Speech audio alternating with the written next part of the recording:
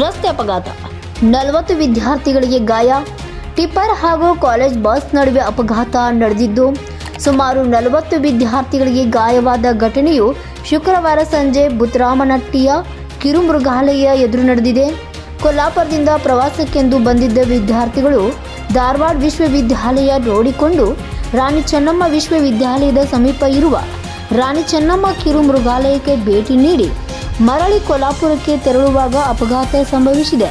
Yamakanamardi police ಠಾಣಾ ವ್ಯಾಪ್ತಿಯಲ್ಲಿ ನಡೆದಿದೆ. ವರದಿ Vittal Bhajantri, UK first news, Belagavi.